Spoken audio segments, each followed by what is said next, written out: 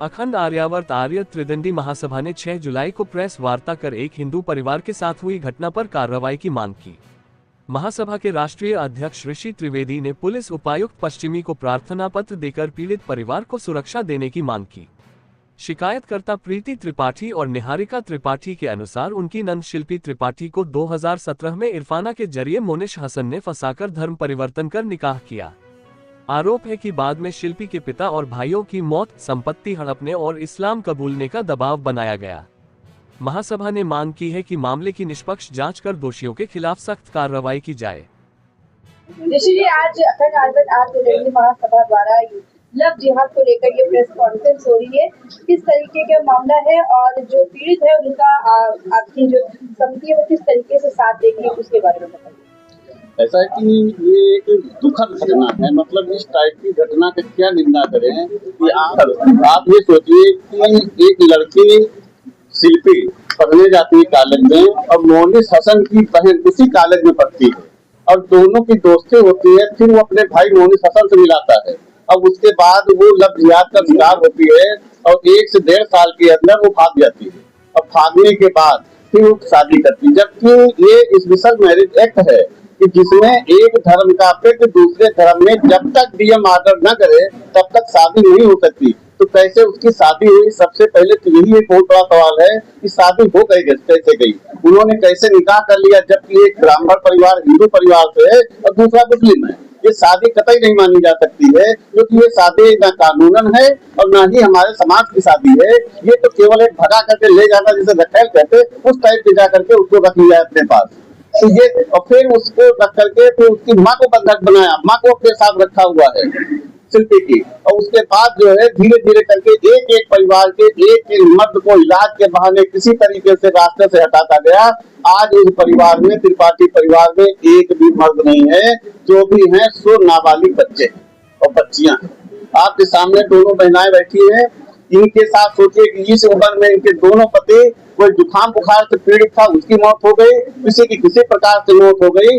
ये जांच का विषय है कि जांच होनी चाहिए कि ऐसे कैसे घट गई कि एक परिवार जो इतना बड़ा परिवार है, जिसकी हजरतगंज में चाणक्य एडवर्टाइजिंग कंपनी है बहुत बड़ी, उस कंपनी के मालिक थे और आज उनके पास रोड पे आ गए। ये जाकर के स्कूल में कहीं पढ़ा रहे हैं, कैसे अपना जीवन यापन कर रहे हैं। ये स्थिति इस परिवार की आ गई जो करोड़पति परिवार था।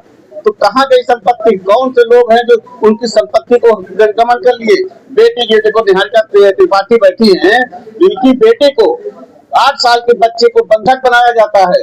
उसका जो है मोबाइल छीना जाता है और फिर उसको जाकर के गिफ्ट डीड करा ली जाती है, जबकि गिफ्ट डीड उसी समय हो सकती है जब वो संपत्ति, पति की संपत्ति पत्नी के नाम चढ़ जाए। अभी तक कोई संपत्ति नहीं चली, ऐसे ही फर्जी गिफ्ट डीड करा ली गई और इनको घर से बेदखल किया जा रहा है। इनके घर पे पुलिस जा रही है, दबाव बना रही है।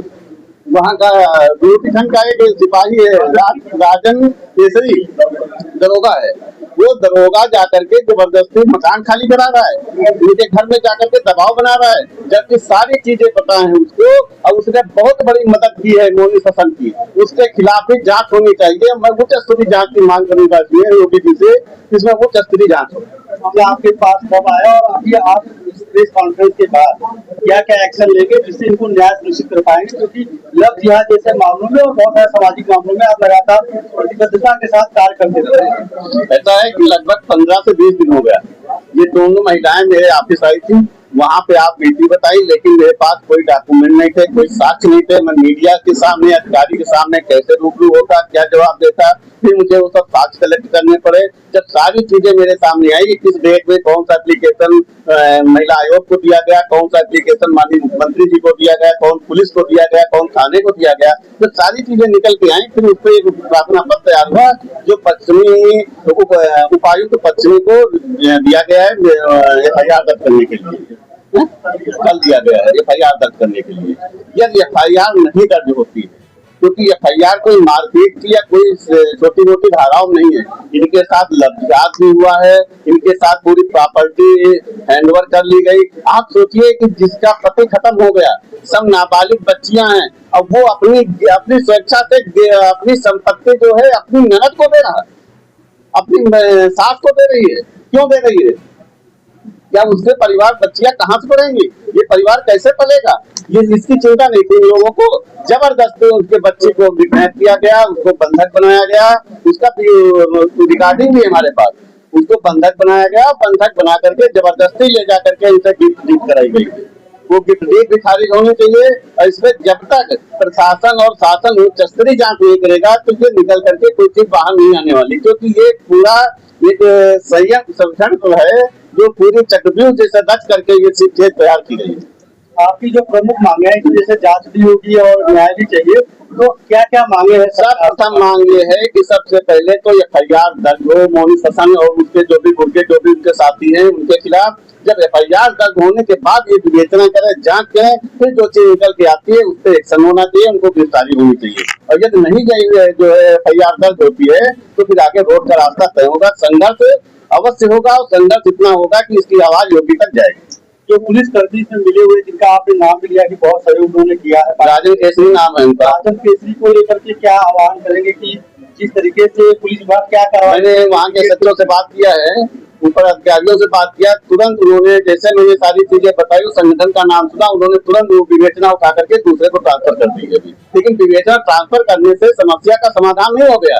आप उस विवेचना को क्या कर रहे थे इतने दिन लग करके, और आप विवेचना दूसरे को ट्रांसफर करते, वो भी अपने ही थाने में, तो वो भी अभी संगठित है। और मैंने जो नया विवेचक है उससे भी बात किया है कि निष्पक्ष जांच होनी चाहिए, नहीं आप भी कटघरे नहीं आएंगे। तो ये चीजें हैं, और इसको लेकर के ये मान लीजिए कि बहुत जल्द हम लोग जो है लखनऊ के जो हमारे CP साहब हैं पुलिस आयुक्त, उनसे भी मुलाकात करेंगे, और हमारा एक प्रतिनिधिमंडल तैयार हो रहा है जो योगी से मुलाकात करके पूरी चीज को संज्ञान में लाएगा, क्योंकि ये छोटी मोटी कहानी नहीं है, छोटी चीज नहीं है। आप सोचिए कि कितना बड़ा अपराध है, आप सोच नहीं सकते। जब सोचोगे तो आंख में आंसू आ जाएगा कि इतनी बड़ी घटना घट गई और प्रशासन शासन सब मौन बैठा है कि एक पूरा परिवार का परिवार बर्बाद हो गया, जो लखनऊ का एक मानी जानी हस्ती थी। जो आपने एप्लीकेशन दिया हुआ है FIR दर्ज होने के लिए, पार्टिकुलर जिस देवका मुस्लिम का आप नाम ले रहे हैं, उसके अलावा कौन से संदिग्धों का आपने नाम देखा जिसको सहयोग कर रहे हैं, उनके क्या केस दर्ज होना चाहिए? उसमें 3-4 लोग हैं, उसको मैंने पूरा प्रार्थना पत्र दिया है, और हमने क्या प्रार्थना पत्र निहारिका त्रिपाठी जी के द्वारा दिया गया है, और क्योंकि यही मुख्य है, इन्हीं के द्वारा FIR दर्ज होगी, तो वो पूरा दिया गया है। उसमें जैसे जो भी चीजें आएंगी मैं आपके सामने जैसे कि पीड़िता महिलाएं हैं, उनके साथ छोटे बच्चे भी हैं, तो क्या इनकी सुरक्षा की भी मांग की है? बिल्कुल मांग की गई है। जो प्रार्थना पत्र दिया गया उसमें सबसे पहले सुरक्षा की मांग की गई है, और 3 लोग इनके घर में कूदे 21 से 22 रात को, उस पर FIR भी दर्ज हो गई है। आप सोचिए FIR भी दर्ज हो गई, शिनाख्त भी हो गई है, लेकिन अभी तक गिरफ्तारी नहीं हुई। यही चीज है कि कब गिरफ्तार होंगे ये लोग, इसी के लिए आज तक वार्ता निर्धारित की गई है कि आप लोगों के माध्यम से, पत्रकारों के माध्यम से, आप लोगों के चैनल के माध्यम से इस खबर को इतना जरूर पहुंचाइए कि हमारी शासन और प्रशासन तक आवाज पहुंच सके। नाम बता दीजिए। क्या मामला हुआ? और माइक कर दीजिए। शादी करी जो कि हमारे घर में शादी पता नहीं था, जो पूरा घटनाक्रम आप लोगों के साथ हुआ, तो कभी आपको शक नहीं हुआ? कुछ आदमी उसके पहले कोई कार्रवाई नहीं की शख्स के खिलाफ? तो इंसान जैसे होते हैं सब भी रहते हैं, लगा कि ठीक है जा रहे हैं जा रहे हैं पूरे टाइम, उनसे मंशा से रहे, हमें क्या पूरे प्रकरण को लेकर आपकी ननद और आपकी सास का क्या रवैया? ये लोग उसी तरह से उन्हीं का साथ देते हैं, अभी भी उनके पास ही हम लोग से कोई मतलब नहीं है, ननद का भी और सास का। पुलिस प्रशासन की तरफ से आपके?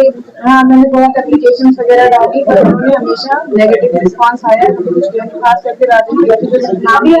अभी आप क्या मांग कर रहे हैं? न्याय चाहिए, जो भी सोल्यूशन होते हैं।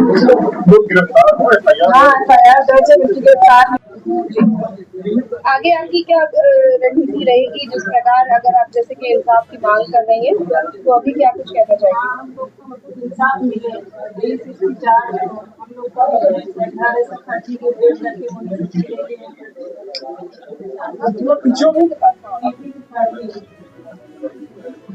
अभी आप जो लोग संदिग्धों के रातों में FIR दर्ज होने कोई गिरफ्तारी नहीं हुई है, सुरक्षा का खतरा होगा, प्रशासन से क्या कहना चाहेंगे? महिला आयोग में आप महिला आयोग पे गए, वहाँ भी शिकायत थी।